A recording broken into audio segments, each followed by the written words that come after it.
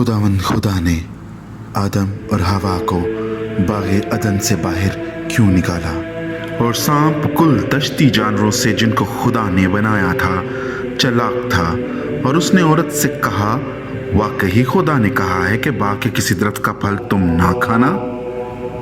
औरत ने सांप से कहा कि बाग के दरख्तों का फल तो हम खाते हैं, पर जो दरख्त बाग के बीच में है उसके फल की बाबत खुदा ने कहा है कि तुम ना तो उसे खाना और ना छूना, वरना मर जाओगे। सांप ने कहा, खुदा जानता है कि जिस दिन तुम उसे खाओगे तुम्हारी आंखें खुल जाएंगी और तुम खुदा की मानत नेक व बद के जानने वाले बन जाओगे।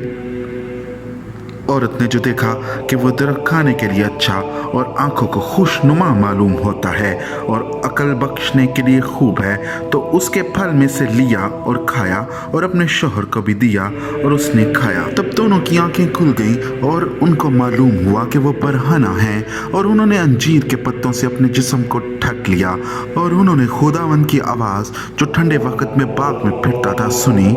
आदम और उसकी बीवी ने खुद को खुदावंद खुदा के हुजूर से बाग के दरख्तों में छुपाया।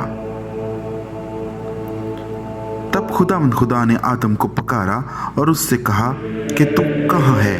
उसने कहा, मैं बाग में तेरी आवाज़ सुनी और मैं डरा, क्योंकि मैं बरहना था और मैंने अपने आप को छुपाया। खुदावंद ने कहा, तुझे किसने बताया कि तू नंगा है? क्या तूने उस दरख्त का फल खाया जिसकी बाबत मैंने तुझको हुक्म दिया था कि उसे ना खाना?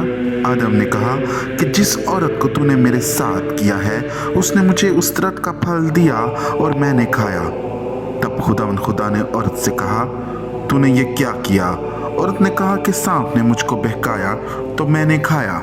और खुदावंद खुदा ने सांप से कहा, इसलिए कि तूने ये किया तो सब चुपाइयों और दश्ती जानवरों में मालूम ठहरा, तो अपने पेट के बल चलेगा और अपनी उम्र भर खाक चाटेगा। और मैं तेरी और औरत के दरमियान और तेरी नस्ल और औरत की नस्ल के दरमियान अदावत डालूंगा। वो तेरे सर को कुचलेगा और तू उसकी एड़ी पर काटेगा। फिर उसने औरत से कहा कि मैं तेरे दर्द हमल को बहुत बढ़ा दूंगा, तू दर्द के साथ बच्चा जनेगी और तेरी रग़बत अपने शौहर की तरफ होगी और वो तुझ पर हुकूमत करेगा। और आदम से उसने कहा, चूँकि तूने अपनी बीवी की बात मानी और उस दरख्त का फल खाया जिसकी बाबत मैंने तुझे हुक्म दिया था कि ना खाना, इसलिए ज़मीन तेरे सबब से लानती हुई।